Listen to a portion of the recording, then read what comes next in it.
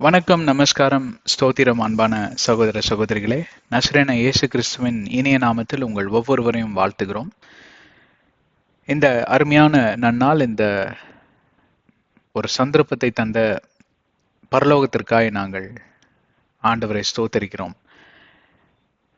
இந்த மாதிரி சூழ்நிலைகள் என்றென்றைக்கும் வாய்ப்பதில்லை, என்றென்றைக்கும் கிடைப்பதில்லை. ஏனென்றால் இரண்டு காரியங்கள் இந்த உலகத்துல நடந்து கொண்டிருக்கிறதை நீங்களும் பார்க்கலாம், நானும் பார்க்க நேர்ந்திடும்.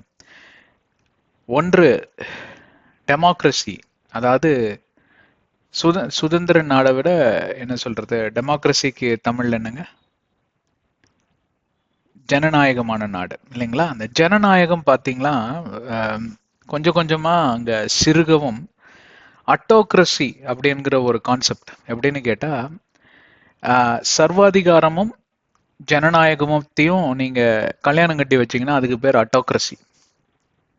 அதாவது நீங்க வெளியில போய் எனக்கு சுதந்திரம் இல்லை, எனக்கு வந்து நான் நினைச்சதை செய்யறதுக்கு எனக்கு சுதந்திரம் இல்லைன்னு நீங்க நான் நினைச்சதை சாப்பிட்றதுக்கு, நான் நினைச்ச உடையை உடுத்துவதற்கு, மற்றும் நான் நினைச்ச கடவுளை நான் வணங்குவதற்கு, நான் நினைச்ச கல்ச்சர், அதாவது எந்த விதமான பாரம்பரியத்திலிருந்து வந்தனோ அதை நான் செய்வதற்கு எனக்கு உரிமை இல்லைன்னு நீங்க சொல்ல முடியாது. அதே நேரத்துல முழுமையாக என்னால வந்து செயல்படுத்த முடியலங்கிறத ஒரு ஃபீலிங்கும் உங்களுக்கு இருக்கும். ஃபீலிங் மாத்திரம் இல்லை, அது பார்ப்பீர்களானால் ஒரு அனுபவமாகவே இன்னைக்கு மாற்றி வரும். ஒரு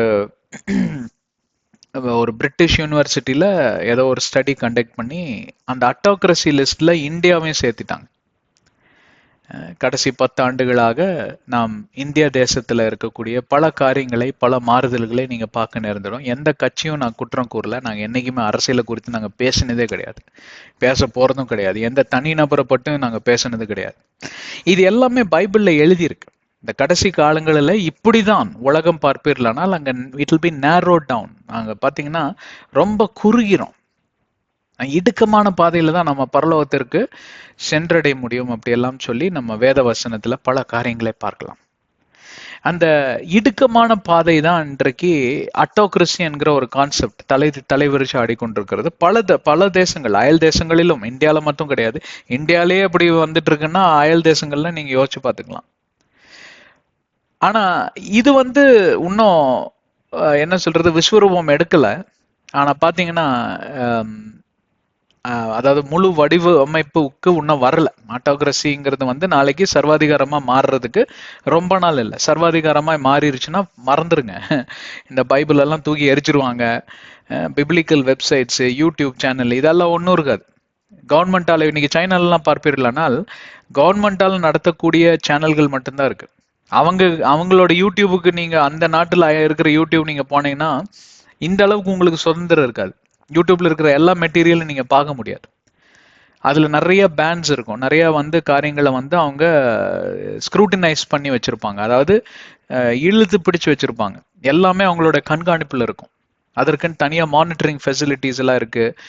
ஆர்டிஃபிஷியல் இன்டெலிஜென்ஸ், இந்த மாதிரி பல கம்ப்யூட்டர் சிஸ்டத்துல அவங்க மானிட்டர் பண்ணிட்டே இருப்பாங்க. நீங்க எந்த முக்கில் உட்காந்து என்ன தட்டினாலும் அங்க ஒருத்தன் இந்த ஐபி அட்ரஸ்ன்னு சொல்லுவாங்க, இன்டர்நெட் புரோட்டோகால், ஐபி அட்ரஸை வச்சு அவங்க தட்டிட்டு இருக்கிறான் அப்படின்னா, அவன் தட்டுறது வந்து ஏதாவது எதிர்மறையா, அதாவது அரசாங்கத்துக்கு எதிராகவோ இல்ல அவங்க சொல்லக்கூட, அவங்க எதை வந்து நம்ம வழிபெறக்கூடாதுன்னு சொல்றத அவன் பேசுறானோ அப்படின்ற அந்த அந்த கண்காணிக்கக்கூடிய கேமராவை போல இருக்கக்கூடியதுதான் இந்த கம்ப்யூட்டர் சிஸ்டம். உடனடியாக போலீஸ் விரைந்து போய்விடும், அவனை கைது செஞ்சு அவனை தூக்குல கூட போறதுக்கு யோசிக்க மாட்டாங்க.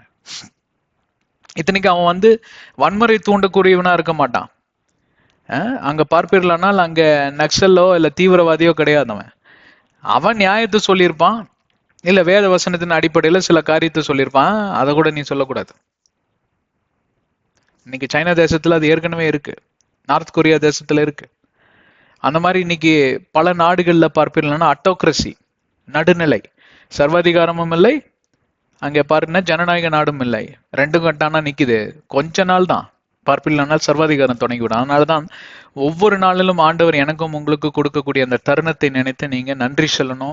வேதாகமத்தை வாசிப்பதற்கு தாமதிக்காமல் ஒவ்வொரு நாளிலும் பரிசுத்த ஆவியானவரோடு கூட இணைந்து இந்த வேத வசனத்தில் தியானமா இருங்க. ஒரு கட்டத்துல இந்த வேத வசனத்தெல்லாம் எடுத்து போட்டாலும் உங்க மனசுல இருக்கக்கூடிய வசனத்தை எவனாலே அழிக்க முடியாதுல்ல. அதனாலதான் முடிஞ்ச வரைக்கும் நிறைய முறை வேத வசனத்தை மனப்பாடமே பண்ணிருங்க. நிறைய முறை வாசிங்க, தியானம் செய்யுங்க. மனப்பாடம் செய்வது கடினம். ஆயிரக்கணக்கான பேஜ் இருக்கு. இந்த 1000 பேஜுகளையும் இந்த 1663 கட்டளையும் நீங்க மனப்பாடம் பண்றது கொஞ்சம் சாத்தியம் இல்லாத காரியம்தான். ஆனா அதே நீங்க தியானம் செய்கிறப்போ, அதாவது ஒருவன் மக்கடிச்சு பாஸ் பண்றவனுக்கும் அதாவது புரிஞ்சு பாஸ் பண்றவனுக்கு என்ன வித்தியாசம் தெரியுமா? 2 பேரும் சரியா மார்க் வாங்குவான், 95% வாங்குறான்னு வச்சுக்குவான். உயிருள்ள வரைக்கும் இந்த புரிஞ்சு படிச்சுக்கிட்டவன் 10ஆவதுல படிச்சது கூட பாத்தீங்கன்னா 80 வயசுல சொல்லுவான், 10th ஸ்டாண்டர்ட்ல நான் இதுதான்டா படிச்சேன். ஆனா அந்த மக்கடிச்சவனுக்கு மண்டையில ஒண்ணுமே நிக்காது, மறந்து போயிருக்கும். இதெல்லாம் உனக்கு எப்படி தெரியும்னு கேக்குறீங்களா? நம்மளாம் மக்கடிச்ச கேட்டகரி தானே. நம்ம தலையில என்ன களிமண் மசாலா தான் இருந்துச்சு. ரசிக்கப்படுறதுக்கு முன்னாடி எனக்கெல்லாம் தலையில ஒண்ணுமே ஏறாதுங்க. உண்மையை சொல்றேன், எல்லாத்துக்கும் தெரியும். என்ன சின்ன வயசுல இருந்து பார்த்து சில பேர்லாம் சொல்லுவாங்க. நல்ல மதிப்பெண் எடுத்துருவேன், எப்படியும் ஒரு 80% எடுத்துருவேன் எப்படியும். அதுக்குன்னு ரொம்ப பிலோ ஆவரேஜும் கிடையாது, அபவ் ஆவரேஜும் கிடையாது. ஒரு ரொம்ப கஷ்டப்பட்டு மக்கடிக்க வேண்டியதாகவும் இருக்கும். மக்கடிக்கிறது கஷ்டங்க, புரிஞ்சு கொள்றது ரொம்ப ஈஸி. அறிந்து கொண்டு புரிந்து கொண்டு வாழ்வது மிக மிக எளிதான ஒரு காரியம். இப்படித்தான் வாழ வேண்டும், இப்படித்தான் நீ உடுக்க அதாவது உடை உடுத்த வேண்டும் என்றெல்லாம் சொல்லுவது பாரம்பரியம். பாரம்பரியத்தோட கோட்பாடுக்குள் வழிநடத்தி, அதாவது வழி நடந்து செல்வது மிக மிக கடினம். ஏன்னு கேட்டா உங்களை யாரோ கட்டுப்படுத்துறாங்க, உங்களை யாரோ கையை கட்டி இழுத்துட்டு போற மாதிரியே ஒரு ஃபீலிங் இருக்கும் உங்களுக்கு, இல்லைங்களா? ஆனா அந்த பாரம்பரியத்தை உடைத்து வெளியில வந்தவர் தான் இயேசு கிறிஸ்து. பாரம்பரியத்தை நிறைவேற்றினார். பழைய ஏற்பாடின் பாரம்பரியங்களை, பழைய ஏற்பாடின் கட்டளைகளை நிறைவேற்றினார் மத்தேயு 5:17 படி. அதற்கு பின்பே அந்த பாரம்பரியத்திலிருந்து ஒரு புதிய ஒரு சுதந்திர நாடு, லிபரல், அதாவது லிபர்ட்டி லிபரலிசம் என்று சொல்லலாம், ஒரு புதிய சுதந்திரத்தை கொடுத்தார் இயேசு கிறிஸ்து. அந்த சுதந்திரத்தை இன்றைக்கு துஷ்பிரயோகம் செய்கிறவர்கள் தான் 10ல் 9 கிறிஸ்துவர்கள் அப்படிதான் துஷ்பிரயோகம் செய்யறாங்க. கிருபையை துஷ்பிரயோகம் செய்யறாங்க, பாவம் செய்யறாங்க. மனம் திரும்புதலை இன்றைக்கு ஒரு கேலி கூத்தாக கேட்டாங்க. என்ன, ஈஸ்டர் அன்னைக்கு ஒரு மனம் திரும்புதல், கிறிஸ்துமஸ் அன்னைக்கு ஒரு மனம் திரும்புதல், புது வருஷத்து அன்னைக்கு ஒரு மனம் திரும்புதல், கன்ஃபெஷன் டைம் அப்படின்னு கத்தோலிக்க பாருங்க பெரிய கியூல நிற்பாங்க. ஃபாதருக்கு தண்ணி குடிக்கிறது கூட நேரம் இருக்காது. ஏன்னா அவர் அந்த கூண்டுக்குள்ளேயே உட்காரணும். ஏன்னா 3 நாள் ஃபுல்லா கூட்டம் இருக்கும். அதுக்கப்புறம் அது அவ்வளவுதான், பழைய வேலைக்கே போயிட வேண்டிதான். அப்படி கிடையாதுங்க இன்னைக்கு. அதாவது நடுநிலை கிறிஸ்துவர்களா இருக்கிறத விட ஒரு நிலையில இருங்க. Be a person who is so consistent in your thoughts. Don't be shaken in your mind. 2 தெசலோனியர் 2வது அதிகாரம் 2வது வசனம் சொல்லுது. அங்க பாரு, யாக்கோபு 1வது அதிகாரம் 5, 6, 7 இதுல ஏதோ ஒரு வசனம் இருக்கு. ஒரு அலையை போல முன்னே செல்வதும் பின்னே செல்வது போல உங்களோட மனது ஒரு அலையை போல அங்கே எங்கேயும் அலைந்து திரிய வேண்டாம்னு சொல்லுகிறது. அப்படிப்பட்ட கிறிஸ்தவன் மேற்கொள்ளுகிறவனா இருக்கவே முடியாது. அவனும் நிம்மதியா இருக்க மாட்டான், மற்றவங்களையும் நிம்மதியா இருக்க விட மாட்டான். அவனும் குழப்பத்துல இருப்பான், மற்றவனையும் குழப்புவான். தான் குழம்பி போனதை சரின்னு சொல்லி வேற வாக்குவாதம் பண்ணுவான். இந்த மாதிரிதான் இன்னைக்கு சேட்டைகள் ஏகப்பட்டது நம்ம கிறிஸ்துவத்துக்குள் நடந்து கொண்டிருப்பதை நீங்களும் பார்க்கலாம், நானும் பார்க்கலாம். இதெல்லாம் முதலாவது தரப்பட்ட மக்கள். 2வது தரம் பாத்தீங்கன்னா ஃப்ரீவில் என்கிற கான்செப்ட். அதாவது ஏன் இஷ்டம், தமிழ்ல எப்படி மொழிபெயர்க்கிறது வேற. ஃப்ரீவெல்னா என்ன, ஏன் இஷ்டம், நீ யாரு கேட்கறதுக்கு? 5 வயசு பையன் கேட்கறான் தகப்பனை பார்த்து. நீங்க அயல் நாட்டுல, குறிப்பாக அமெரிக்க தேசத்துல 5 வயசு பையனை கூட நீங்க கண்ட்ரோல் பண்ண முடியாது. முழு சுதந்திரம். 9/11க்கு அவனுக்கு தெரியுது, போன் எடுத்து 911 911 அடிச்சான்னா போலீஸ் நிக்கும். சைல்டு அபியூஸ் கேஸ்ல புடிச்சிட்டு போயிருவாங்க பெற்றோர். அவங்களே பையன்கிட்ட, ஐயா சற்று உணவு அருந்துகிறீர்களா அப்படின்னு செந்தமிழ்ல பேச வேண்டிய நிலைமைக்கு இன்னைக்கு உலகம் தள்ளிருச்சு. ஏன்னு கேட்டா சுதந்திர நாடாமா, சுதந்திர நாடுங்கிறது வேறங்க. சுதந்திரத்தை நான் ரொம்ப ரொம்ப மதிக்கிறவன், நேசிக்கிறவன். சுதந்திரத்துக்காக எவ்வளவு பேர் ரத்தத்தை கொடுத்தாங்க நம்ம இந்தியா தேசத்துல. அவங்க பெரிய எழுச்சி போராட்டம் பண்ணினதுனாலதான் நம்ம மகாத்மா காந்தியில இருந்து ஆரம்பிச்சு கடைசியில இருக்கிற ஒரு சின்ன தொண்டம் வரைக்கும் எல்லாரும் போய் ரத்தத்தை சிந்தினாங்க. அதை நான் மிக மதிக்கிறேன். ஆனா இன்னைக்கு என்னன்னு கேட்டா அந்த சுதந்திரத்தை துஷ்பிரயோகம் பண்றாங்க. இன்னைக்கு இயேசு கிறிஸ்துவின் நாமத்தில் இருக்கக்கூடிய சுதந்திரத்தை எப்படி துஷ்பிரயோகம் பண்ணாங்களோ அதை காட்டிலும் அதிகமாக இன்றைக்கு இந்த உலகத்தில் இருக்கக்கூடிய ஃப்ரீவல், நான் ஏன் இஷ்டம் என்ன வேணா பண்ணுவேன், பைபிளை படினா நீ யார் அதை கேட்கறதுக்கு? 9/11 அடிச்சிடறான். அதுவும் என் பைபிளை படிக்க சொல்லி இவன் ரொம்ப ப்ரெஷர் பண்றான். ஏன் ப்ரெஷர் பண்றான்னு கேட்கறான் கிறிஸ்துவ நாட்டிலேயே. நீ யார் அதை சொல்றதுக்குன்னு கேட்கறான். இன்னொரு தடவை அந்த மாதிரி பையனுக்கு சொன்ன, அவன் போன் அடிச்சான், அவ்வளவுதான், அவனுக்கு ஜெயில் தான். அதனால நமக்கு எதுக்குப்பா வம்பு அப்படின்னு சொல்லிட்டு இவர் மட்டும் பைபிள் படிச்சுட்டு உட்காந்துட்டு இருக்கிற நிலைமையில இன்னைக்கு இந்த உலகத்தை அவன் தன் கட்டுக்குள் வைத்திருக்கிறான். எவன்? பிசாசானவன், இல்லைங்களா? அவனோட கட்டுப்பாட்டுல வச்சிருக்கிறான். இந்த கட்டுப்பாடுகளை எல்லாம் முறியடிக்கக்கூடிய வல்லமை இப்ப நீங்க சொன்னா கேட்க மாட்டான். அதே ஒரு தூதனை அனுப்பி பரலோகம் வேற விதமா அந்த பிள்ளைக்கு சொல்லுச்சுன்னா அந்த பிள்ளை புரிஞ்சுக்கும். ஒரு கனவுல இயேசு கிறிஸ்து தரிசனம் பண்ணாருன்னு எப்படி இருக்கும்? அதனாலதான் ஜெபிப்பதை ஒரு நாளும் ஒருபோதும் ஒரு சூழ்நிலையிலும் விட்டுவிடாதிருங்கள். விழித்திருந்து ஜெபம் செய்யுங்கள், போராடி ஜெபம் செய்யுங்கள், பிசாசுக்கு எதிர்த்து நின்று ஜெபம் செய்யுங்கள், ஆவில ஜெபம் செய்யுங்கள், ஆவின் வரத்தோடு கூட ஜெபம் செய்யுங்கள். அப்போ சில 2:17 இருக்கு இல்லைங்களா? கடைசி நாட்களில் என் ஆவியை பொழிய பண்ணுவேன், தரிசனம் பார்ப்பீர்கள். சிறு பிள்ளைகள்லாம் தரிசனம் பார்க்கணும், ஜெபம் செய்யுங்க. சரி, வாருங்கள் கடந்து செல்வோம். ஆதியாகமத்தின் ரகசியங்கள் என்கிற தலைப்பில் பல மாதங்களாக பல காரியங்களை குறித்து நாம் விவரித்து வருகிறோம். நாம் இவ்வளவு நேரம் பேசுனது கூட அதோட தொடர்ச்சியா தான். விழுந்து போன உலகத்தில் நாம் எப்போ எழுந்து நின்று நாம் மேற்கொள்ளுகிற கிறிஸ்துவர்களாக மாறுகிறோமோ அன்றைக்கே உங்க இருதயத்துல கிறிஸ்து பிறந்தார், உங்க இருதயத்துல கிறிஸ்து உயிர்த்தெழுந்தார் என்று சொல்லி எல்லாம் நாம் பேசலாம்.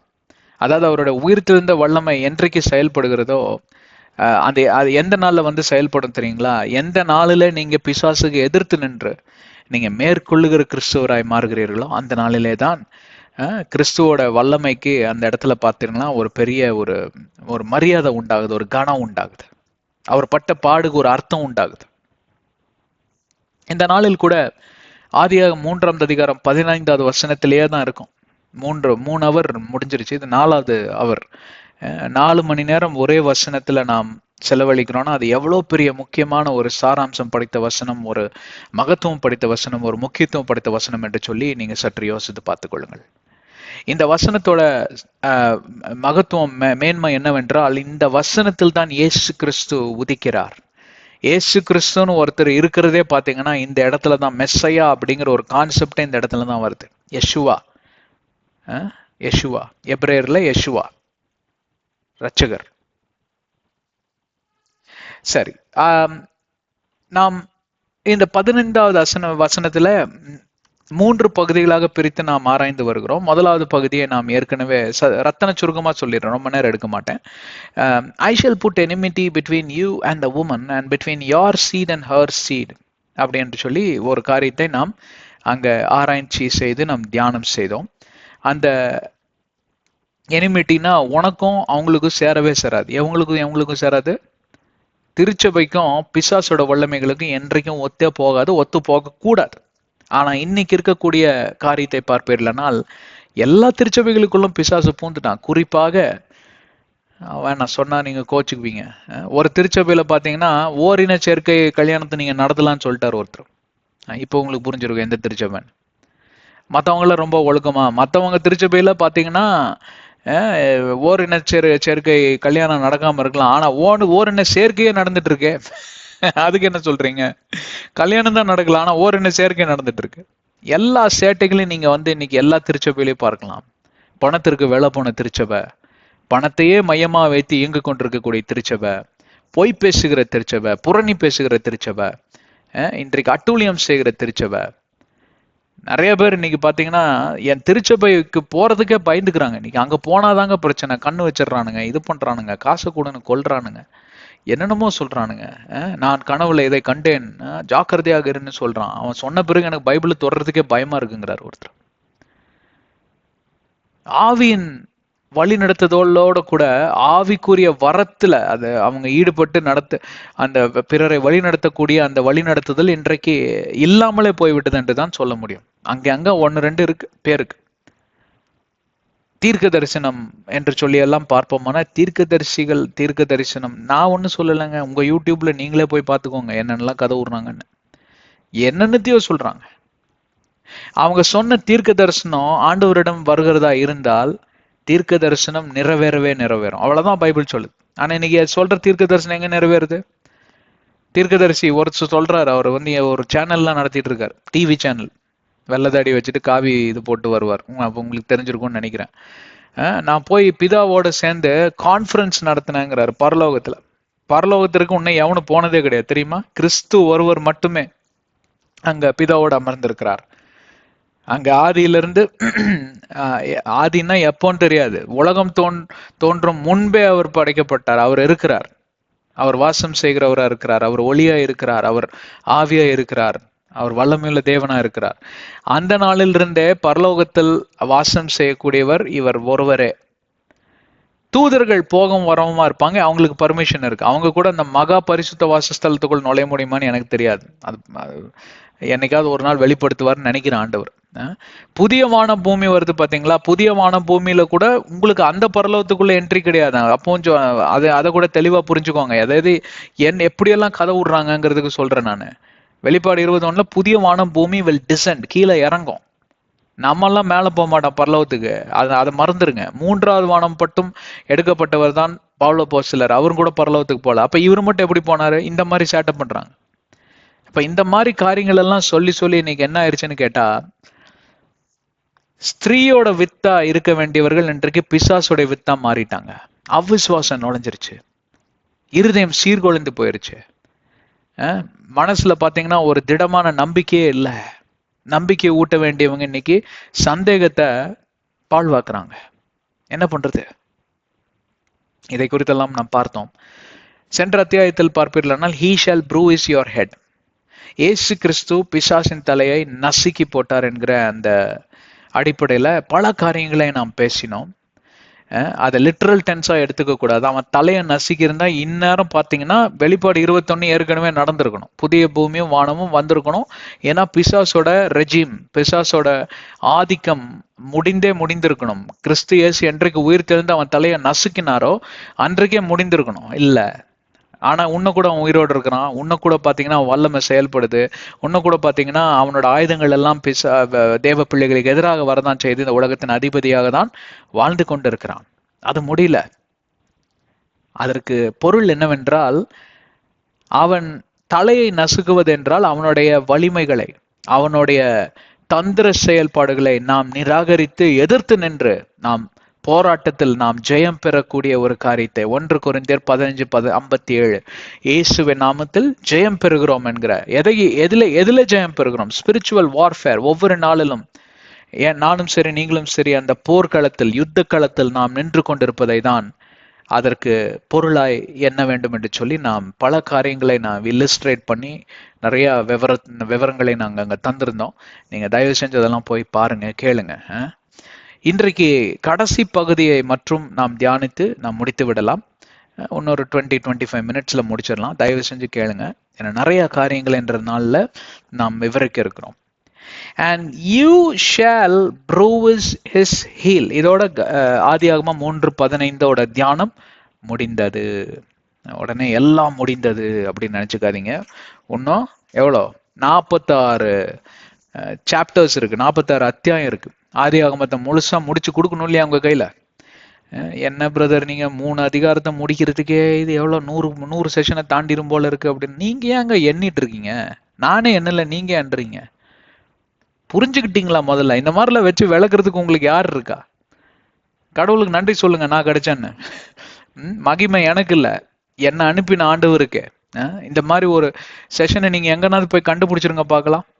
3 அதிகாரத்தை உட்காந்து 100 மணி நேரம் உட்காந்து விளக்குற ஒரு சேனல்ல எங்க தான் கண்டுபிடிச்சிருங்க. உங்க திருச்சபையில பண்ண முடியாது. அதுக்காக உங்க ஃபாதரையும் பாஸ்டரையும் பிளேம் பண்ணாதீங்க. சில பேர் ஐயரேன்னு கூப்பிடுவாங்க சிஎஸ்ஐல.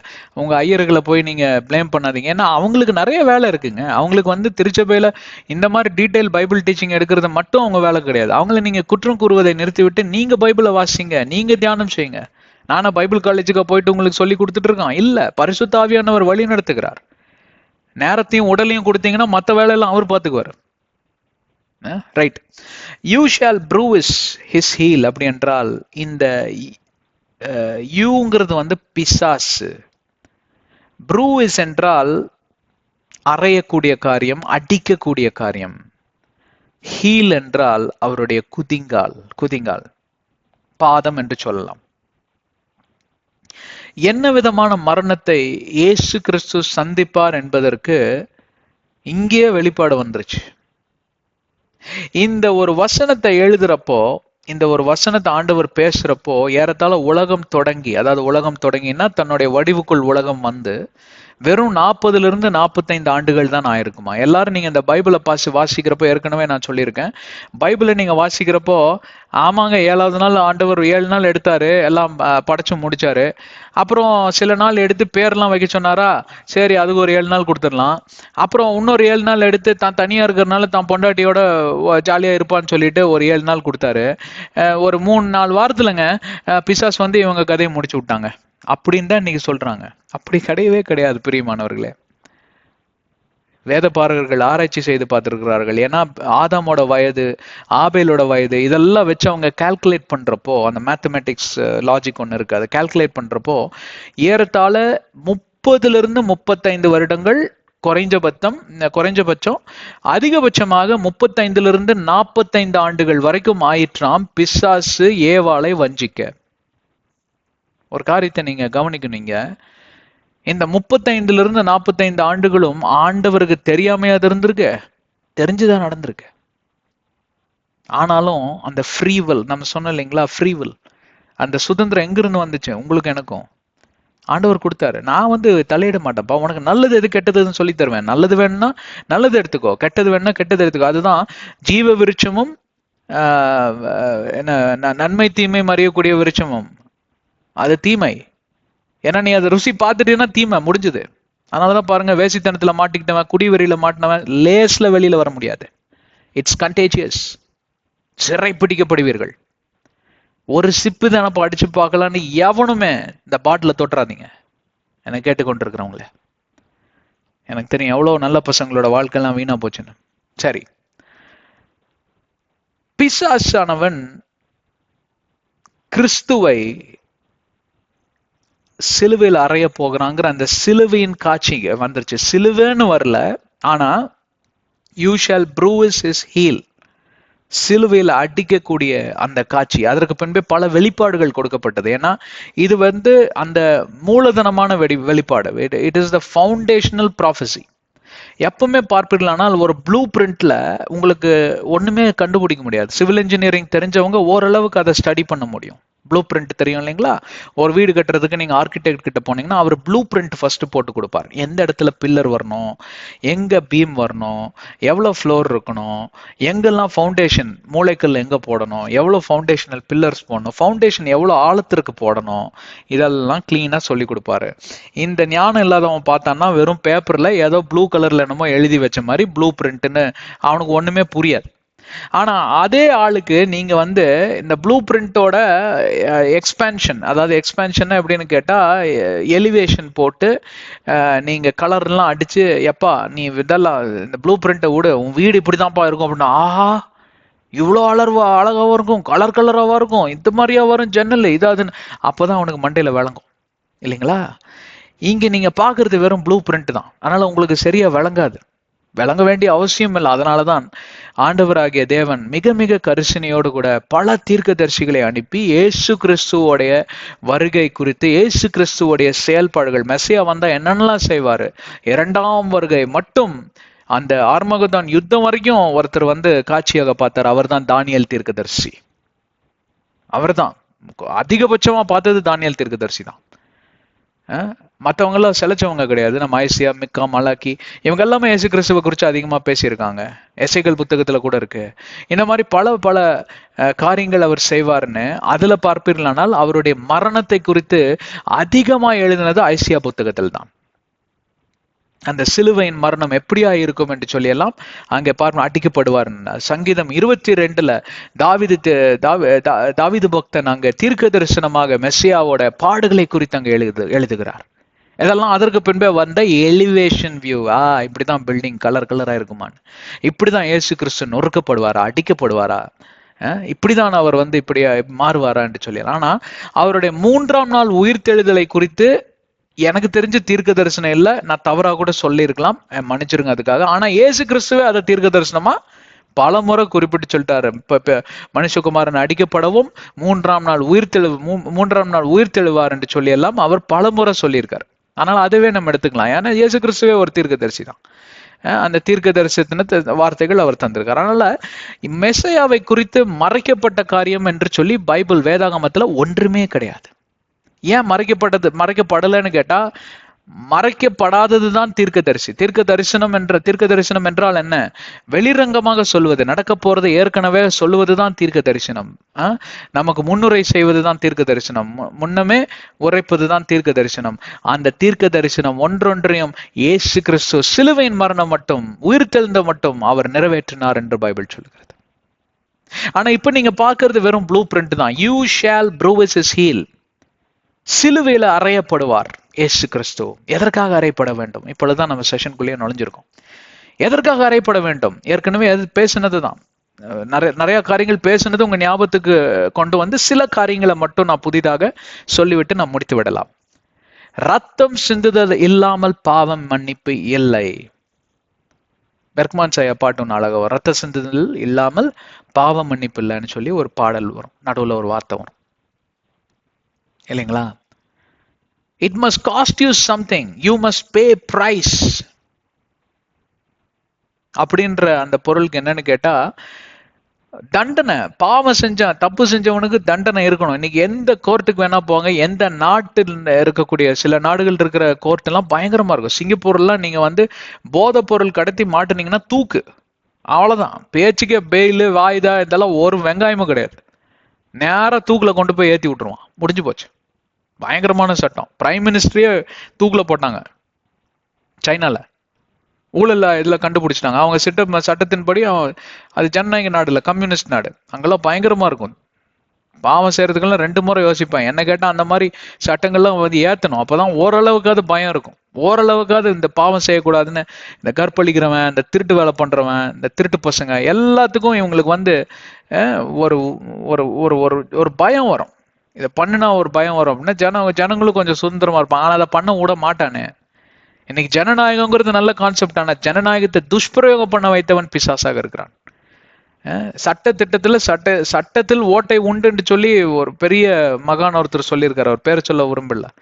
ஏன்னா அந்த சட்டத்தை, இந்த லெஜிஸ்லேஷனை ஏற்றினவரே இந்தியாவில் அவர் தான். பெரிய ஆள், நல்ல மனுஷன். அவர் சொல்றாரு, சட்டத்தோட நாங்க சில ஓட்டைகளையும் பண்ணி வச்சிருக்கிறோம். அது அப்படிதான் அமைஞ்சுது, வேற வழியே கிடையாது. எதையுமே வந்து எந்த சட்ட திட்டத்தையும் நீங்க வந்து இது பர்ஃபெக்ட் அப்படின்னு சொல்ல முடியாது. ஆனா பைபிள் இருக்கக்கூடிய வேத வசனத்தின் நியாயப்பிரமாணம் கட்டளைகளிலும் நீங்க ஒரு ஓட்டை கண்டுபிடிச்சிருங்க பார்க்கலாம், கண்டே பிடிக்க முடியாது. இதன் அடிப்படையில தான் இன்றைக்கு உலகத்தில் எங்கே பார்ப்பீர்களானாலும் அங்க சட்டத்திட்டம் ஏற்றப்பட்டிருக்கிறது. இந்த உதாரணத்தை எதற்காக சொன்னேன்னா, ரத்தம் சிந்துதல் இல்லாமல் பாவம் மன்னிப்பு இல்லை. It must cost you something. You must be condemned because you have sinned. நீங்க பாவம் செய்தீர்கள், அதனால நீங்க தண்டிக்கப்பட வேண்டும். சின்ன தண்டனையா பெரிய தண்டனையா? சின்ன பாவம் செய்தவனுக்கு ஒரு 6 மாசம் ஜெயிலு, 2 மாசம் ஜெயிலு, இல்லைன்னா அபராதம் கட்டிட்டு போயிருப்பான்னு கூட சொல்லிடுவாரு ஜட்ஜு. பெரிய பாவம் பண்ணவனுக்கு தூக்கு தான். இவனுக்கு எல்லாம் மன்னிப்பே கிடையாது. இந்தியாலையும் தூக்குல போட்டிருக்காங்க நிறைய பேரை. இந்தியா மாதிரி நாடுல தூக்குல போறதுன்னா அவன் எவ்வளவு பெரிய ஆளா இருந்திருப்பான். ஐயோ, நினைச்சே பார்க்க முடியாது. ஏன்னா இங்க நிறைய ப்ராசஸ் இருக்கு. நீங்க மனு போடலாம், ஜனாதிபதிக்கு மனு போடலாம். இதுல எல்லாத்துலயும் எல்லாரும் நிராகரிக்கிறாங்கன்னா அவனை மன்னிக்க எனக்கு மனசே வரலன்னு அர்த்தம் இல்லைங்களா? சோ இப்பேற்பட்ட இந்தியா மாதிரி ஜனநாயக நாட்டிலேயே தூக்குல போறக்கூடிய சட்டத்திட்டம் இருக்குன்னு கேட்டா, அதுல இருக்கக்கூடிய கருத்து என்னன்னா, ரத்தம் சிந்துதல் தண்டனை இல்லாமல் பாவ மன்னிப்பில்லை. அங்க ஒரு காரியம் நிறைவேறிட்டு 2 காரியம் நிறைவேறிச்சு. ஒன்னு கேட்டா, ஆதாமுக்கும் ஏவாளுக்கும் கொடுத்த புத்திர சுவிகாரத்தை அவர்கள் இழந்தார்கள், சுதந்திரத்தை இழந்தார்கள். அந்த என்ன சொல்றது, டொமினியன்ஷிப் என்ன சொல்றதுன்னா, அவர்கள் தான் இந்த உலகத்திற்கு அதிபதிகளாக இருந்தார்கள். அந்த உலகத்தின் அதிபதி இன்றைக்கு பிசாசாக மாறிவிட்டான். இது முதலாவது காரியம். 2வது காரியம் என்னவென்று கேட்டால், அவர்கள் விழுந்து போன நிலைமையில இருக்கிறாங்க, அடிமைகளாய் மாறிவிட்டார்கள். கைகளில் கால்கள் எல்லாம் சங்கிலியில கட்டி இழுத்துட்டு போறான் நிர்வாண கோலத்துல ஒருத்தன். நீங்க அப்படிதான் அந்த காட்சியை பார்க்கணும், தத்ரூபமா. ஆனா இதை பார்த்து கொண்டிருக்கக்கூடிய தகப்பன் மனசு எவ்வளவு உடைஞ்சிருக்கும்னு உங்களால யோசிச்சு பார்க்க முடியுதா? கற்பனை கூட பண்ணி பார்க்க முடியாத அளவுக்கு அவர் மனம் நொந்து போனார்ன்னு தான் என்னால சொல்ல முடியும். ஏன்னு கேட்டா, உங்க பிள்ளை யாராவது அப்படி இழுத்துட்டு போனா உங்க கண்ணு முன்னாடி உங்களுக்கு எப்படி இருக்கும்? தானியல் கண்ணு முன்னாடியே தன்னுடைய சகோதரிகளையும் தன்னுடைய பெற்றோர்களையும் அவர்கள் கற்பழிச்சு எரிச்சு கொண்டாங்கன்னு சொல்லி சரித்திரம் சொல்லுது. அப்ப அவருக்கு 13 வயசு. நிர்வாண கோலத்துல சங்கிலிகளை கட்டி அவரை இழுத்துட்டு போனாங்க தெருவுல. ஏறத்தாழ 6 மாத காலம் அவர்கள் இழுத்துட்டே நடப்பாதையில தான் போனாங்க. இப்போ பாபிலோன் போய் சேர்றதுக்கு 6 மாத காலம் ஆச்சு. அதற்கு பின்புதான் அவர் பெரிய தீர்க்கதரிசியாக மாறினார். அந்த நிலைமையில கூட அவர் ஆண்டவரை நிராகரிக்கல. ஒருவேளை அவங்க அம்மா அப்பா உயிரோடு இருந்து தன் பிள்ளையை இப்படி இழுத்து கொண்டது போவதை பார்த்திருப்பார்கள். ஆனால் எவ்வளவு கஷ்டமா இருக்கும். அதே போலதான் கண் முன்பே இப்படியாக எரிக்கிறப்போ அந்த குழந்தையோட மனசு, 13 வயசுல ஒரு குழந்தை மாதிரி தானே, அந்த இள வாலிபனோட மனசு எப்படியாக இருந்திருக்கும். அதே மாதிரி தானே பிதாவாகிய தேவன் ஆசாசியா படைத்த இந்த உலகத்தில் ஆசாசியா உருவாக்கின மனிதன் தன் சாயலாக தன்னுடைய ஞானத்தையும் சௌந்தரியத்தையும் அறிவாற்றலையும் தந்து உருவாக்கின இந்த மனித குலத்தை இவன் சங்கிலி கட்டி இழுத்துட்டு போறத பாக்குறப்போ அவர் மனசு எப்படி நொந்திருக்கும்னு கொஞ்சம் உங்களால யோசிச்சு பார்க்க முடியுதா? தகப்பன் ஸ்தானத்துல நீங்க வந்துருங்க. உங்க பிள்ளை ஸ்தானத்துல ஆதாமி ஏவாளை கொண்டு வந்து கொஞ்ச நேரம் அப்படியே கண்ணை மூடி தியானம் செய்து பாருங்க. கண்ணெல்லாம் குளமாகும், கண்கள் குளமாய் விடும். அப்ப அதை சும்மா விடுவாரா? நானே வந்து உன்னை நசுக்கி போட்டு உன்னை மேற்கொள்றனா இல்லையான்னு பாருன்னு. அந்த காரியத்தெல்லாம் நம்ம ஏற்கனவே விவரிச்சிட்டோம். இயேசு கிறிஸ்துவோட வருகை குறித்து அங்க பேச வேண்டிய நிலைமை. ஏனென்றால் ரத்தம் சிந்துதல், அதாவது பாவம் நடந்துருச்சு, என் பிள்ளை தப்பு பண்ணிருச்சியா, அதுக்கு நீ என்ன வேணா பண்ணிக்கோ, என் பிள்ளை விட்டுரு. அப்படித்தானே ஒரு நேசிக்கிற தாயோ தகப்பனோ சொல்லுவாங்க. நீங்க சொல்ல மாட்டீங்களா? நீங்க அளவு கடங்காத ஒரு நேசத்தோட ஒரு பிள்ளைய பெற்று நீங்க வளர்த்துறீங்க. அந்த பிள்ளை ஒரு பாவம் பண்ணிருச்சு, கோர்ட்ல கொடுத்துட்டாங்க ஒரு வேர்டிக்ட், இதை வந்து தூக்கில தான் போடணும், இந்த பையனை 18 வயசு பையனை தூக்கில தான் போடணும் அப்படின்ட்டாங்க. ஆனாலும் ஜட்ஜு சொல்றாரு, இவங்களுக்கு பதிலா யாரு வேணாலும் அந்த தூக்கில தொங்கலாம், இந்த பையனை விட்டுறேன் அப்படின்னு சொன்னா நீங்க என்ன பண்ணுவீங்க? உடனடியாக போய் இது வாழ வேண்டிய பையன், இது என் பையன், பரவாயில்ல, என் பையன் தப்பு செஞ்சாலும் it must cost something to redeem him. நானே இவனை விடுதலை செய்யும்படி நான் அந்த தண்டனை ஏற்றுக்கொள்கிறேன். என் மேல் அந்த தண்டனை வரட்டும், என் மேல் அந்த குற்றம் வரட்டும், என் மேல் அந்த பாவம் வரட்டும், என் மேல் அந்த கோபாக்கினை வரட்டும், என் மேல் அந்த நியாய தீர்ப்பு வரட்டும்னு சொல்லி அங்க தேவனாகிய கர்த்தரே இறங்கி வந்து சொல்லுகிறார், நானே மறிக்கிறேன். இவன் இடத்துல நானே மறித்து இவனுக்கு எந்த ரீதியாக எந்த விதமாக இவனை நான் படைத்தேனோ, எந்த சுதந்திரத்தை கொடுத்தேனோ, எந்த சௌந்தரியத்தை கொடுத்தேனோ, எந்த ஐஸ்வர்யத்தை நான் கொடுத்தேனோ, எந்த விதமான டொமினியன்ஷிப், அதாவது எல்லாத்து மேலையும் ஆளுமை செய்யக்கூடிய அந்த அதிகாரத்தையும் அந்த வல்லமையும் கொடுத்தேனோ, அதை எல்லாம் நான் திரும்ப பெற்று தருவேன். அது வரைக்கும் எனக்கு உறக்கம்லாம் தூக்கம் இல்லைன்னார். அப்ப 4000 வருஷம் எதுக்கு ஆச்சுன்னா 4 நாள் தாங்க ஆச்சு. அவருக்கு 1000 வருஷம்னா ஒரு நாள், அப்ப 4 நாள் தானே ஆச்சு. 4 நாள் தூங்கல அவர், அவ்வளவுதான். நீங்க ஆண்டவரோட அதாவது ஷூஸ்ன்னு சொல்லுவாங்க, ஆண்டவரோட கால் ஷூஸுக்கு என்னங்க, பாதரட்சை, ஆண்டவருடைய பாதரட்சைக்குள்ள உங்க காலை வச்சு நீங்க யோசிச்சு பாருங்க, வேற விதமா யோசிப்பீங்க. உங்களுக்கு கோபம்னா என்னன்னு தெரியாது, உங்களுக்கு பாவம்னா என்னன்னு தெரியாது, நீங்க சுத்த கிணறா மாறிடுவீங்க. ஆண்டவர் இதை எப்படி பார்த்திருப்பாரு அப்படி கொஞ்சம் யோசிச்சு பாருங்க. எப்பொழுதுமே கோபம் வரதா சட்டுன்னு ஆண்டவர் இதை எப்படி டீல் பண்ணியிருப்பாரு, ஏசு கிறிஸ்து இதை எப்படி டீல் பண்ணியிருப்பாருன்னு டக்குன்னு யோசிச்சு பாருங்க, வேற விதமா உங்களுக்கு மைண்டு மாறிடும்.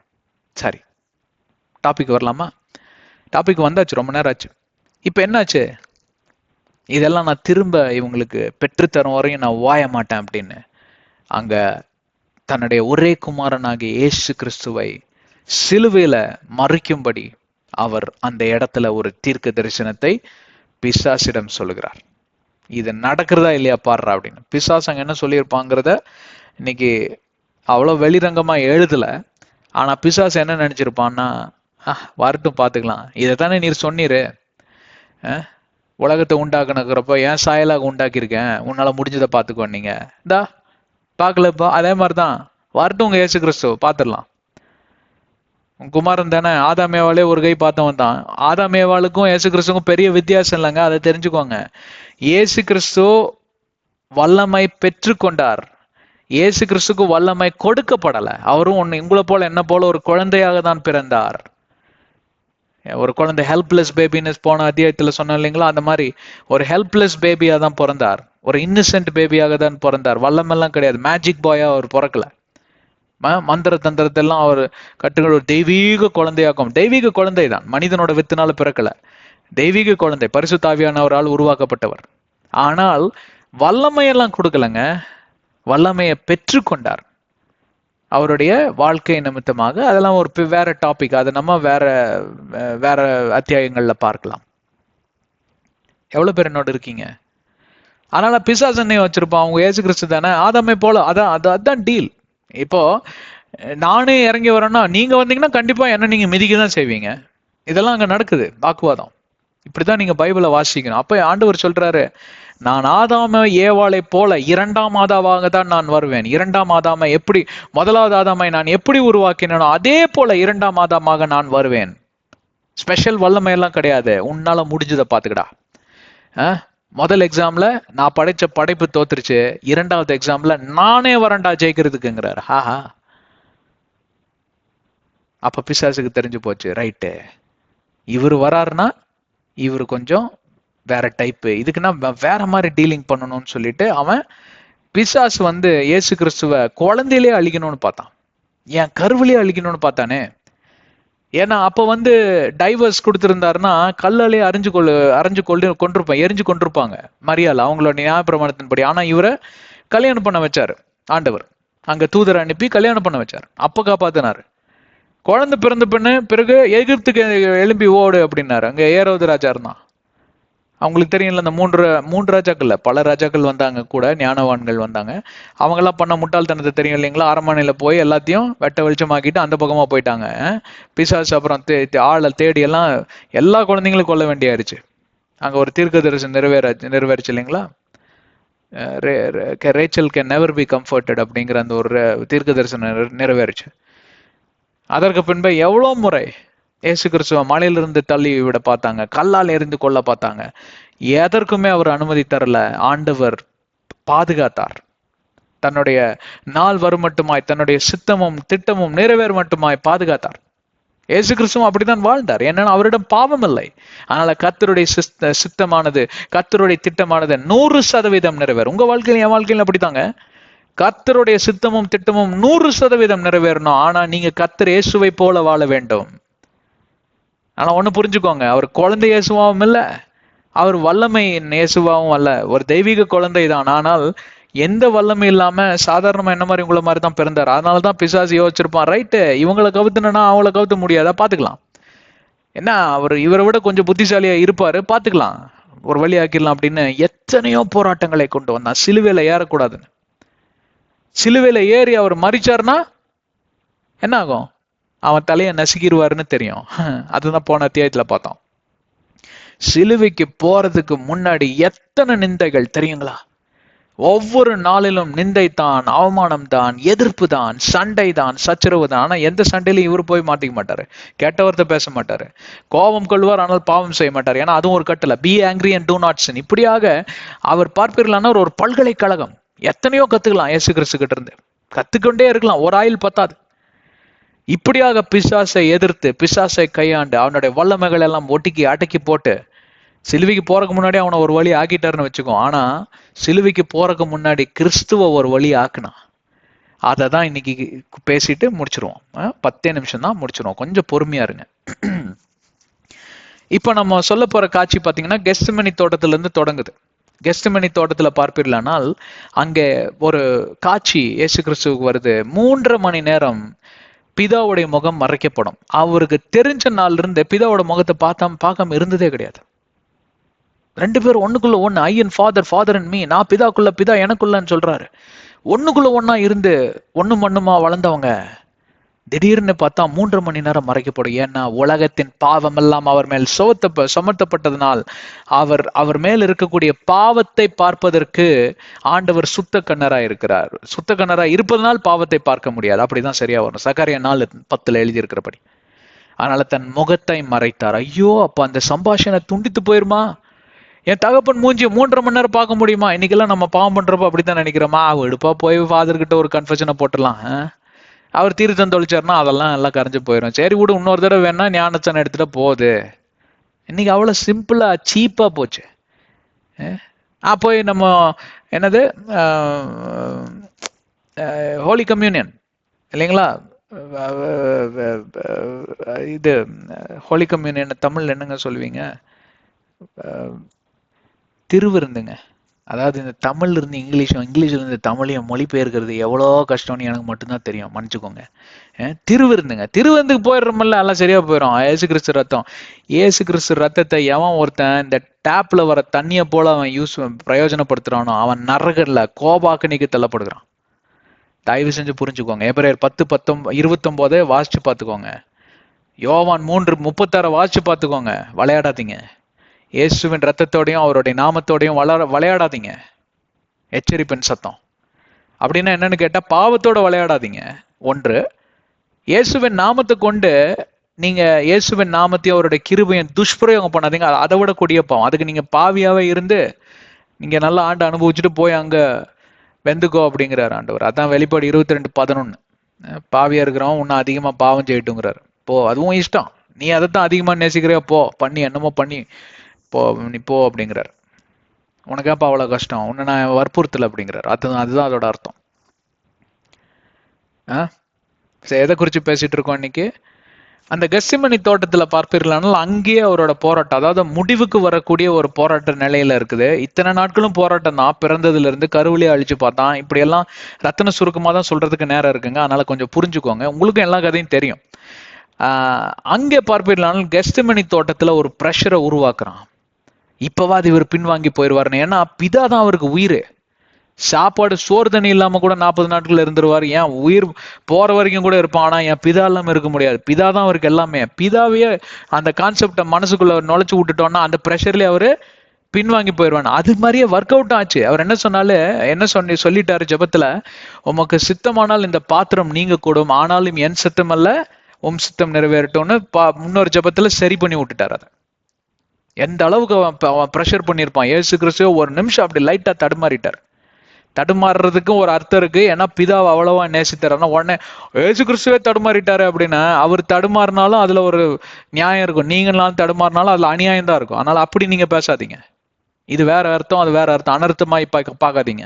அதுக்காக தெளிவா சொல்லிட்டேன். அப்புறம் சிலுவையின் காட்சி வருது. தன்னுடைய பிதாவிடம் கூட இருக்கக்கூடிய சம்பாஷணை துண்டிக்கப்பட போகிற அந்த சூழ்நிலை வருகிறது. இதெல்லாம் நினைச்சு பார்த்து உண்மையாலுமே சயின்டிபிக்கலி பயாலஜிக்கலி அவரோட பிளட் செல்ஸ் எல்லாம் வெடிக்க ஆரம்பிச்சிருச்சான். ரத்த குழாய்கள்லாம் கொஞ்சம் வெடிக்க ஆரம்பிச்சிருச்சு. இந்த மாதிரி நடக்கும் மனிதர்களோட வாழ்க்கையில். இந்த மாதிரி நடந்திருக்குது நிறைய பேருக்கு. ஒரு அம்மையாரை ஒரு யூத பெண்மணியை தூக்குல போட போறாங்க அடுத்த நாள்ல. அவங்க ஹிட்லர் காலத்துல இருந்தவங்க. அன்றைக்கு இரவுலயே அவங்க தலையில இருக்கிற முடியெல்லாம் பாத்தீங்கன்னா வெள்ளையா மாறிடுச்சு. கருமையா இருந்த முடி வெள்ளையா மாறிடுச்சான். இந்த மாதிரி உடல்ல இருக்கக்கூடிய அந்த பிரஷர், அந்த ரத்த குழாயில் மூலமா வெடிக்கக்கூடியது வேற வேற விதியா. கண்ணுல சில பேருக்கு ரத்தம் வந்துடும், காதுல ரத்தம் வந்துடும் குழாய் வெடிச்சதுன்னா.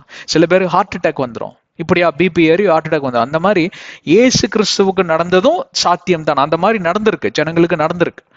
அப்போ எந்த அளவுக்கு அவர் பிரஷர்ல பண்ணிட்டாருன்னா இந்த காட்சி எல்லாம் முன்னாடி வருது. இப்பவாது பின்வாங்கி போயிடுவாரா அப்படின்னு சொல்லி பாக்குறான். அந்த நேரம் மட்டும் தன்னுடைய உடல்ல ஒரு சின்ன கீரல் கூட படாம ஆண்டவர் பார்த்துக்கிட்டாரு. முறையாக அவருடைய உடல்ல இருந்து ரத்தம் வெளியேறுகிறதை பார்த்தோன்னா, ரத்தம் உங்க கையில இருந்து ரத்தம் வந்துச்சுன்னா அப்படியே தலையெல்லாம் கிருகிருன்னு சுத்தாதா இல்லையா?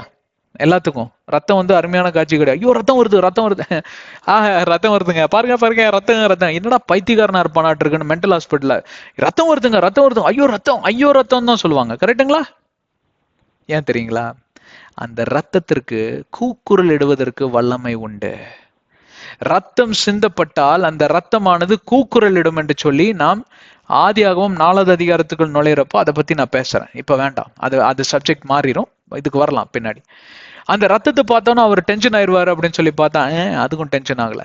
வந்தாங்க, அவரை கைது செஞ்சாங்க. கோர்வா சொல்லிட்டு வரேன், டக்குன்னு முடிச்சிடலாம்.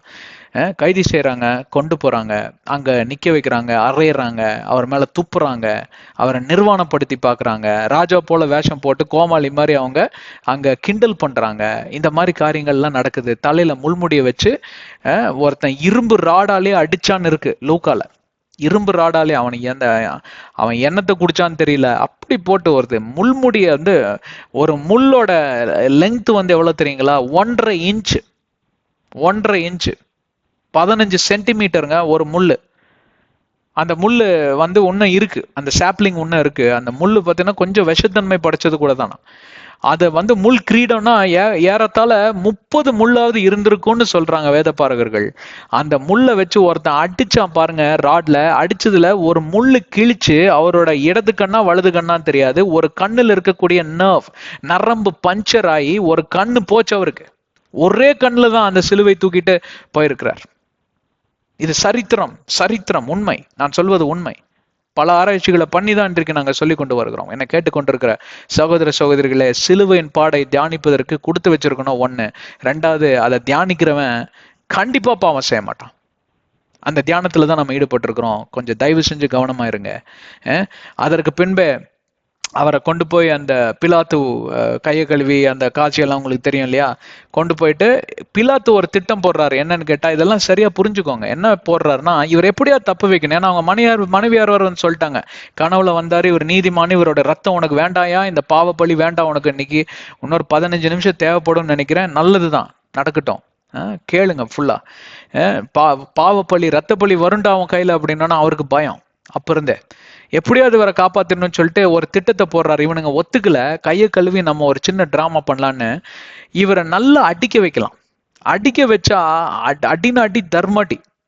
அந்த மாதிரி அடிக்க மாட்டாங்க. சிலுவைக்கு ஒப்பு கொடுத்தவர்களை, சிலுவையின் மரணம், அதாவது சிலுவை குரூசிஃபிக்ஷன் இல்லைங்களா, சிலுவையில வந்து அறையக்கூடிய ஒருத்தரை வந்து அந்த மாதிரி அடிக்கவே மாட்டாங்க. அவங்க சட்டத்திலே அது இடம் கிடையாது. ஆனா இங்க யூத சட்டத்தின்படி அந்த ஃபிளாகிங் இருக்கிறதுனால ரெண்டையும் போட்டு கலந்துட்டாரு. எதற்காக கலந்தார் பிலாத்தோன்னா, இவர் அடிக்கிற அடியை பார்த்துட்டு எவன் மனசும் இறங்கிரும். அதுதான் ஐசியா 53:3 இருக்கு. இவரை பார்ப்பதற்கு சௌந்தரியம் இல்லை. அதாவது ஒரிஜினல் டிரான்ஸ்லேஷன்ல இவரை பார்த்தா ஒருத்தன் மனுஷன்னு சொல்ல முடியாதான், சந்து சந்தா கிழிச்சிட்டானுங்க. அதை குறிச்சுதான் இன்னைக்கு டக்குன்னு சில காரியங்களை சொல்ல போறேன். அதுக்குன்னு ஒரு ஸ்பெஷல் சாட்டவர் இருக்குங்க. நீங்க சினிமால பாக்குற மாதிரி சாட்டை அப்படியே ஒரே த்ரெட்ல இருக்காது, ஒரே நூல் இருக்காதுங்க. 9 நூல்கள் வந்து அந்த ஒரு த்ரெட்ல கட்டி விட்டுருப்பாங்க. 9 நூல்னா அது நல்ல பயங்கரமான நூலா இருக்கும், நூல் மாதிரி இருக்கும். அதோட நுனையில இந்த கல்லு, பாறையில குவாரியில வந்து கல்லு உடைப்பாங்கல்ல, அந்த செதறு போற கல்லெல்லாம் இருக்கு பாத்தீங்களா, அந்த கல்லாம் எடுத்து அதோட நுனியில கட்டிடுவாங்களாமா. கல்லுல அடிக்கப்பட்டவன் சபிக்கப்பட்டவன்ங்கிற அந்த கட்டளைக்கு இயேசு கிறிஸ்துவை தன்னுடைய தகப்பன் ஒப்பு கொடுத்ததற்கு அது ஒரு தீர்க்க தரிசனம் நிறைவேறுச்சு. கல்லுல அறையப்பட்டவன், அதனாலதான் அந்த பெண்ணை கொண்டு வந்தாங்க. இவ கட்டளையை மீறிட்டா, அதனால சபிக்கப்பட்டவள், அதனால கல்லுலே தான் அரைஞ்சு கொள்ளுவான். ஸ்டேவான கல்லுலயே அரைஞ்சு கொண்டாங்க. அப்புறம் அங்க குச்சி பொறுக்க போன ஒருத்தனை வந்து கல்லுல அடிச்சு கொண்டாங்க, எரிச்சாங்க. இதெல்லாம் வந்து பழைய ஏற்பாடு கட்டளைகள். பழைய ஏற்பாடு படி தானே இவங்க ஜட்ஜ் பண்ணுவாங்க. அதனால இவர் வந்து எங்க கட்டளைகளை மீறி தன்னையே வந்து கடவுளோடு கூட சமப்படுத்தி பார்த்ததுனால் இவரை கல்லுல எறிவோன்னு சொல்லி இருந்தா கூட அங்க நிறைவேறி இருக்காது. எது ப்ராஃபஸி ஏன்னா சிலுவையில தான் அறையப்படணும், மெஸ்ஸியா சிலுவையில தான் அறையப்படணும். அதனால பிசாசு அதை நிராகரித்து இதை கொண்டு வந்தான் உள்ள. சரி, எங்க பிலாத்து என்ன பண்றாருன்னா ஒரு சின்ன டிராமா போடுறாரு. இவரை போட்டு நம்ம அடிக்கிற அடியில எப்படி அடிச்சாங்கிறத சொல்லிடுறான். அப்புறம் அவரோட டிராமா உங்களுக்கு விளங்கும். எப்படி அடிச்சாங்கன்னா, அந்த 9 இது இருக்கு இல்லைங்களா, 9 த்ரெட் இருக்கும். அதாவது ஒரு அடி அடிச்சா 9 இடத்துல கிழிக்கும் உடம்ப. அந்த நூல்ல முனையில இருக்கிறது கம்பின்னு காட்டியிருப்பாங்க பேஷன் ஆஃப் த கிரைஸ்ட் மூவில. ஆனா கம்பி கிடையாது, அதுக்கு பின்புதான் கம்பி வந்துச்சு. கம்பிகள்லாம் அப்ப கண்டே பிடிக்கல. அப்போ ரோமர் காலத்துல அப்ப கம்பியெல்லாம் கண்டே பிடிக்கல அந்த டைம்ல.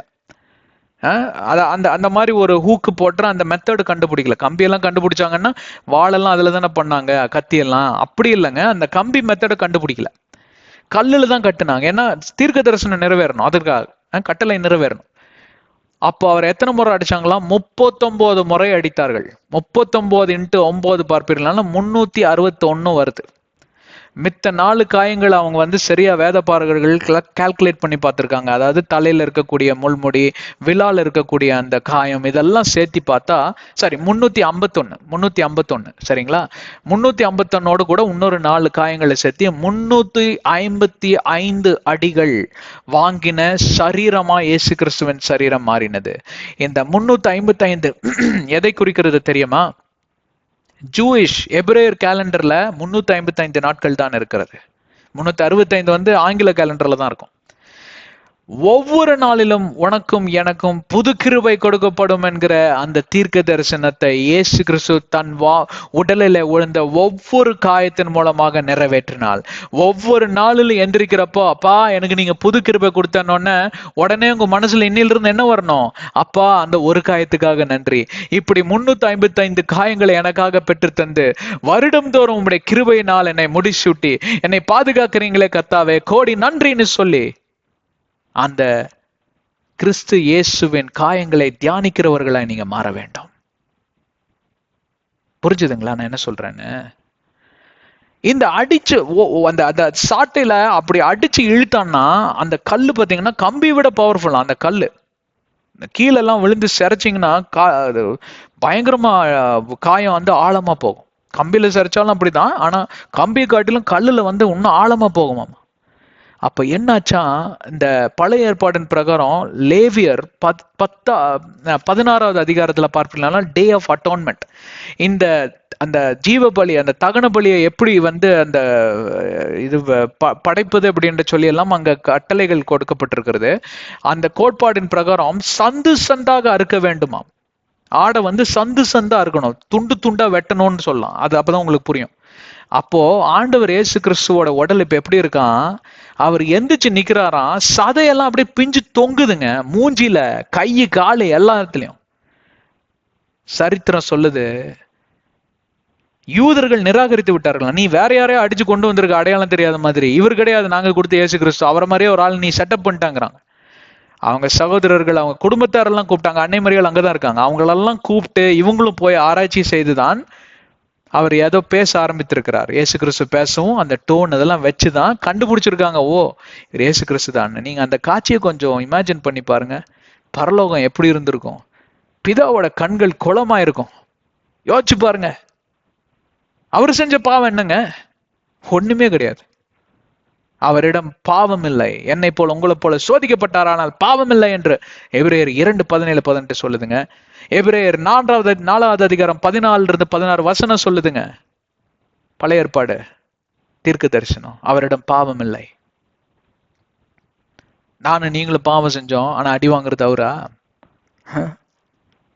நொங்கத்தின ஒருத்தன் மாட்டிக்கிறது இன்னொருத்தனா அப்படின்னு கிண்டலா சொல்றேன்னு நினைச்சுக்காதீங்க. இன்னைக்கு அப்படிதான் ஆயிப்போச்சு. இயேசு கிறிஸ்துவ கிண்டல் தானே பண்ணிட்டு இருக்கோம் ஒவ்வொரு நாளும்.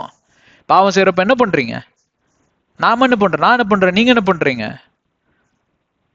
என்ன புரிஞ்சுதா உங்களுக்கு நான் சொல்றது? அங்க எந்திரிச்சு நிக்கிறாரு, சதைய தொங்குதான், பயந்துக்கிறானுங்க கிட்ட வரதுக்கு. இது என்னடா இது? மாடு, இது மனுஷனா மிருகமா இல்ல நாயா பேயா என்னது இது? ஒண்ணு புரியலையே அப்படின்னு. அதனால அதுதான் ஐசியா 53:3, அவரிடம் சௌந்தரியம் இல்லை. ஆங்கிலத்துல நல்லா there was no form or comeliness. மனுஷன் என்கிறதற்கு அந்த வடிவே இல்லாத அளவுக்கு அடிச்சிருக்காங்க. அந்த வடிவே இல்லை. அவரை பாக்குறவன் வந்து இது மனுஷனே கிடையாது, ஐயா இது வேற பயமா இருக்குன்றாங்க. ரோமர்களை கிட்ட வர பயந்துக்கிட்டாங்க, அந்த அளவுக்கு போட்டு அடிச்சு விட்டாங்க. இதோட டிராமா என்னன்னு கேட்டா, இப்படி பார்த்தாவது இவனுங்க மனசு இழகி இவரை எப்படியாவது காப்பாத்திடலாம், அது இது தையல கீழே போட்டு ஏதாவது மருத்துவத்தை பண்ணிக்கினி காப்பாத்தி போடலாம் இவரை அப்படின்ற அந்த தீர்மானத்துக்குள் பிலாத்து வந்து விட்டார். ஆனா அதை பார்த்தும் அவங்களோட மனம் இறங்கல. இதோ பாருங்க உங்களோட இயேசு கிறிஸ்து கை கழுவுறது அதுக்கு பின்னதான் வருது, நான் கொஞ்சம் தப்பு பண்ணிட்டேன், மன்னிச்சுக்கோங்க. இதோ உங்க இயேசு கிறிஸ்து பாருங்க அப்படின்னு. எங்களுக்கு இயேசுக்கு எங்களுடைய தலைவர் இவர் கிடையாது, எங்களுடைய ராஜா இவர் கிடையாது அப்படின்னு. சரி இப்பவாது பார்த்து மன்னிச்சு விட்டுருங்கப்பா அப்படிங்கிற அர்த்தத்துல அவர் சொல்றாரு, இவரோட ரத்தம் எங்க மேலேயும் எங்க குடும்பத்து மேலேயும் வந்தாலும் சரி பரவாயில்ல, ஏன்னா அவன் பாவி, எங்க நியாயப்பிரமாணத்தின்படி பாவி, அவன் ரத்தம் எங்களை ஒண்ணும் பண்ணாதுன்னு அவங்க சொன்ன வார்த்தை தான் தாமதம். அந்த ரத்த பலி எத்தனை யுகங்களுக்கு இருந்துச்சு, அது யுகங்கள் விட எத்தனை தலைமுறைக்கு இருந்துச்சு தெரியுங்களா? 2000 வருஷம் யூத குலப்பட்ட பாடுகளையும் அவங்க சின்ன பண்ணமாக்கப்பட்டார்கள் ஹிட்லர் காலம் வரைக்கும். ஹிட்லர் காலத்துக்கு பிறகுதான் உங்களுக்கு விடுதலை கிடைச்சது. 1948 இஸ்ரேல் தேசம் உண்டாச்சு. அது வரைக்கும் அவங்கள போட்டு மிதிக்காதவனே கிடையாது. போற வரவெல்லாம் மிதிச்சான். எப்பொழுதும் போராட்டம் தான், அடி வாங்கிட்டே இருந்தாங்க. சரி விடுங்க. ஆனா அவங்க மனசு இறங்கல. அதற்கு பின்பு பார சிலுவை தூக்கி வச்சாங்க. அந்த சிலுவையோட வெயிட் 110 கிலோ இருக்குமா. ஏசு கிறிஸ்துவே 80 கிலோ தான் இருந்திருப்பாரு. 75 இருந்து 80 கிலோ, 6 அடி உயரம் இருந்திருப்பாருன்னு சரித்திரம் சொல்லுது. அந்த நிலைமையில ஒரு கல்லை தூக்க முடியுமா உங்களால? ஏன் நீங்க எந்திரிச்சு நிக்க முடியுமா? நான் யோசிச்சு பார்த்தேங்க. ஒரு அடி அதுல விழுந்திருந்தா கூட 9 காயம் பட்டிருக்கும். அந்த 9 காயம் பட்டிருந்தா நான் செத்தே போயிருப்பேன். என்னாலாம் தாங்க முடியுங்கிற நம்பிக்கை எனக்கு இல்லை. ஆனா என் இயேசு கிறிஸ்து, உங்க இயேசு கிறிஸ்து எனக்காக அங்கே நிமிர்ந்து நின்றார். ஏன்னா தான் தகப்பன் அந்த ஏதேன் தோட்டத்துல பேசின அந்த காரியத்தை இந்த ஆதியாகமம் 3:15 அவர் நினைவு கூர்ந்தார். தன்னோட பிள்ளைக்கு நான் அந்த புத்திர சுவிகாரத்தை மறுபடியும் திரும்ப பெற்று தருவேன் என்று சொன்னாரே என் தகப்பன். அவர் கொடுத்த வாக்கை நான் எப்படி மீறுவது? நான் நிறைவேற்றுவேன். எழும்பி நின்றார். அந்த அடி வாங்கினதுலயே ஏறத்தாழ பாத்தீங்கன்னா 5-6 லிட்டர் ரத்தம் இருக்கும் இல்லைங்களா? அதுலயே பாதி ரத்தம் போயாச்சு. ரத்தம் ஏற்கனவே போயாச்சு. எப்படிதான் எந்திரிச்சு நின்னாருன்னு தெரியல. நின்னதோட அந்த சிலுவை தூக்கி வைக்கிறாங்க. வச்சுட்டு 1.5 கிலோமீட்டர் பாத்தீங்கன்னா மேல மலையை நோக்கி போகுது. நீங்க சாதாரணமா பிளெயின்ஸ்ல நடக்கிறதுக்கும் மலையை ஏறுறதுக்கும், அப்பா நாங்க ஒரு இடத்துக்கு கூர்கு ஊட்டிக்கெல்லாம் போனோம் இல்லைங்க, அங்கெல்லாம் சில இடங்களை பாக்குறதுக்கு மேல ஏறதுக்குள்ள உக்காந்து போவோம். போதும் நாய் போயிடும். ஐயோ என்ன கர்மத்துக்குடா வந்தோம் நாய் போயிடும். ஆனா மேல போய் அந்த கண்புள்ளா காட்சியை பாக்குறப்போ ஆஹா சூப்பர்ரா அப்படின்னு இருக்கும். அந்த வழி எல்லாம் மறைஞ்சு போயிடும். அந்த மாதிரிதான் இயேசு கிறிஸ்து மிக மிக பாடுபட்டு தான் அந்த சிலுவை தூக்கிட்டு போவாங்க. இன்னைக்கு இஸ்ரவேலுக்கு போறவங்க எல்லாம் அந்த இத்தினூண்டு ஒரு பொம்மை சிலுவை தூக்கி வச்சுட்டு பண்ற சேட்டையெல்லாம் பார்த்தா இவங்கள ஒரு வழியாக்கலாம் போல வரும் எனக்கு கோவம். சும்மாவது போனா பரவாயில்ல, அது சிலுவை இவரு தூக்கிட்டு போறான். பொம்மை சிலுவை கிண்டல் பண்ற மாதிரி இருக்காது? அப்ப நீ போ ஒழுங்கு அடி வாங்கிட்டு திருப்பி அதே மாதிரி அந்த பொம்மை சிலுவையாவது உன்னால தூக்க முடியுதான்னு பார்க்கலாம். சரி விடுங்க, பில்கிரிமேஜ் டூர்ல போறாங்க, என்ஜாய் பண்ணிட்டு விடுங்க. ஆனா சிலுவை தூக்கிட்டு போறாரு. அப்ப சிமியோன் வந்தாரு. இந்த காட்சியெல்லாம் உங்களுக்கு தெரியும். அதற்கு பின்பே அவர் போறாரு, அந்த இடத்துல கொல்கத்தா மலைக்கு போறாரு. அந்த கொல்கத்தா மலையோட ரகசியத்தை நான் இன்னொரு நாள் சொல்றேன். அது பேசுவதற்கு இங்க நேரம் இல்லை. அதனால அந்த கொல்கத்தா மலைக்கும் கோலியாத்தை அங்க இது பண்ணதுக்கும், ஆதாமோட கல்லறை கீழே இருக்கிறதுக்கும், அந்த மலையில தான் ஐசக்க அந்த அந்த பலியிட போன அந்த காரியத்திற்கும் எல்லா சம்பந்தமும் இருக்கு. இதுலயே உங்களுக்கு எல்லாம் புரிஞ்சிருக்கும்னு நினைக்கிறேன். ஆனா அது இன்னொரு நாள் சொல்றேன். ஆனா அது சாதாரண மலை இல்லை, அது ஏற்கனவே முன்குறிக்கப்பட்ட இடம். அந்த இடத்தில் போய் இயேசு கிறிஸ்து அங்க படுக்கிறார். படுத்து சரித்திரம் சொல்லுதுங்க, அவர் கைகளை விரித்து தந்தாராம். ஆனா அவரோட சேர்ந்து 2 கல்லர்கள் அறையிறப்போ அவங்க அப்படி கையெல்லாம் விரிச்சு தரல. அடம் பிடிப்பாங்க, சபிப்பானுங்க, துப்புவானுங்க, கெட்ட வார்த்தையில பேசுவானுங்க. டேய் நீ உங்க அப்பா நாசமா போவார் எல்லாம் சொல்லுவான். அத்தனையும் கேட்டுட்டு தான் வச்சு அடின்னு அடிச்சு தூக்கி மாத்துவாங்க. ஆனா இவர் ஒண்ணுமே சொல்ல. அதுலயே அவங்களுக்கு ஆச்சரியம். நூற்றுக்கு அதிபதியிலிருந்து அங்க இருக்கிற சேவகர்கள் எல்லாத்துக்கும் ஆச்சரியம். என்னடா இவர் ஒரு மாதிரி இருக்காருன்னு. இத்தனை அடி வாங்க கையை அப்படியே விரிச்சு தராருன்னு. அடிங்கப்பா. அடிச்சு மேல தூக்கி நிறுத்தி வச்சு 3.5 மணி நேரங்க. எல்லா ரத்தம் ஒவ்வொரு சொட்டா வடிந்து வந்தது. என் பாவத்தையும் உங்க பாவத்தையும் கழுவக்கூடிய அந்த புனித ரத்தம் வடிந்தது. 3.5 மணி நேரம். அப்புறம் அந்த இடத்துல நடந்த அந்த நல்ல கல்லன் காட்சியெல்லாம் உங்களுக்கு தெரியும். அதெல்லாம் விட்டுறலாம். நம்ம அங்க பார்ப்பீர்களானால் இவர்களை மன்னியும் எல்லாம் அதெல்லாம் சொல்றாரு. சொல்லி முடிச்சுட்டு அங்க பார்ப்பீர்களானால் எல்லா ரத்தமும் வடிந்து இருக்கக்கூடிய நிலைமையில அவருக்கு குடிக்க ஒரு பானம் கொடுக்குறாங்க. அந்த பானத்துல ஒரு கெமிக்கல் கலக்குறாங்க. அந்த கெமிக்கல் பேர் GALL. அதுக்கு எப்படின்னா அனஸ்தடைசிங், அதாவது அனஸ்தீசியா கொடுப்பாங்க இல்லைங்களா, மயக்கம் வரக்கூடிய காரியம். மயக்கம் கொஞ்சம் மரத்து போயிடும், உடம்பெல்லாம் வலி தாங்கும். It's like a pain killer மாதிரி. அத கொஞ்சம் சுவை பார்த்தோன்னே இயேசு கிறிஸ்து கண்டுபிடிச்சிட்டாரு. அவர் மறுத்தார். ஏன் தெரியுங்களா? அப்பொழுதுதான் என் பிள்ளை எனக்கு இங்க வலிக்குதுப்பான்னு அழுகிறப்போ நான் இவங்களுக்காக பரிந்து பேச முடியும். இல்லைன்னா நான் போய் சொல்றதுக்காக பொருளாயிரு இல்லைங்களா? இங்க பாருங்க, வேதனை தெரிஞ்சவன் தான் அதான் அந்த வேதனைக்குள்ள கடந்து போனவன் தான் இன்னொருத்தனோட அதே விதமான வேதனையை புரிந்து கொள்ள முடியும். ஒரு விதவைக்கு தான் இன்னொரு விதவையோட கஷ்டம் தெரியும். காய்ச்சலே வராதவனுக்கு இன்னொருத்தன் ஐயோ நான் நடுக்கிற குளிரன், என்னடா பைத்தியக்கார மாதிரி பேசுறான் அப்படின்னு யோசிப்பா இல்லைங்களா? அதனால்தான் இயேசு கிறிஸ்து இந்த வலி என் மேல இருக்கட்டும்பா, இந்த காயத்தோட வலி என் மேல இருக்கட்டும்பா, நான் அனுபவிக்கிட்டோம். அப்பதான் என் பிள்ளை வழின்னு வந்து என்கிட்ட கதறப்போ என் இயேசுவின் நாமத்தில் நான் இவர்களுக்காக பரிந்து பேச முடியும், இவர்களுக்கு வெற்றியை பெற்று தர முடியும்னு சொல்லி அந்த இடத்துல 3 மணி நேரம் ஒரு புழுவை போல துடித்தார் என்று சொல்லி எல்லாம் ஐசியால எழுதியிருக்கப்பட்டிருக்காரு. அந்த புழுவை போல அப்படியே துடித்தாருங்க. அந்த சிலுவை காட்சியை ரொம்ப நல்லா தத்ரூபமா பேஷன் ஆஃப் த கிரைஸ்ட்ல காமிச்சிருக்காங்க. அவரை அங்க அதை எடுத்து நிமித்தி வைக்கிறப்போ அவருடைய உடல் பார்ப்பீர்களானால் அந்த பின்னாடி இருந்து கொஞ்சம் முன்னாடி தள்ளுறப்ப என்னான்னு கேட்டா இந்த சிலுவையில் அடிக்கப்பட்ட அந்த கைகளும் கால்களும் கொஞ்சம் விரியறப்போ அந்த தசை உன்ன கிளியும் உன்ன வலி அதிகமாகும். ஏற்கனவே எங்க உடம்பெல்லாம் சந்தா கிழிச்சிருக்கு, அந்த புண்ணும் விரிவாகும். அப்ப விரிவாகிறப்போ இன்னும் ரத்தம் அதிகமா வெளியில வரும். இப்படியெல்லாம் மறிச்ச இயேசுவை உங்களால எப்படிங்க நிராகரிக்க முடியுது?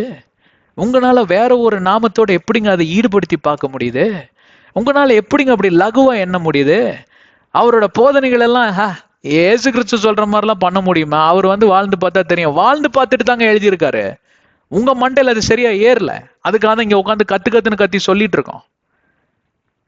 இப்படி அசட்டை பண்ணி நரகத்துக்கு போயிடாதீங்கிற அக்கறையில சொல்றோம். என் நேரம் முடிஞ்சிருச்சுங்க. கர்த்தர் உங்களை ஆசீர்வதிக்கட்டும். இந்த அருமையான போதனை தந்த பரலோகத்துக்கு நான் நன்றியை சொல்லுகிறேன். இயேசுவின் நாமத்தில் ஜெபிக்கிறோம் பிதாவே, ஆமென். சேனல் சப்ஸ்கிரைப் செய்யுங்க. தெரிஞ்சவங்களுக்கெல்லாம் ஷேர் பண்ணுங்க. தெரியாதவங்களுக்கும் ஷேர் பண்ணுங்க. தெரியாதவங்களுக்கு என்னென்னத்தையோ ஷேர் பண்றீங்களா? ஒருத்தன் முயல் பிடிச்சான்னு சொல்லிட்டு ஷேர் பண்றான், அதை பார்த்தா 1,00,000 பேர் உட்காந்து பார்த்துருக்கான். இந்த மாதிரி காரியத்தை யார் ஷேர் பண்ணுவா? நீங்க தான் ஷேர் பண்ணும். பிறரை வழி நடத்துங்க. எங்கள் ஊழியத்துக்காக ஜெபித்துக் கொள்ளுங்க. உங்களுக்கு ஜெப தேவைகள் இருந்தால் தேவனிடம் செல்லுங்க. ஆண்டவர் உங்களை ஆசீர்வதிக்கட்டும். ஆமேன், ஆமேன்.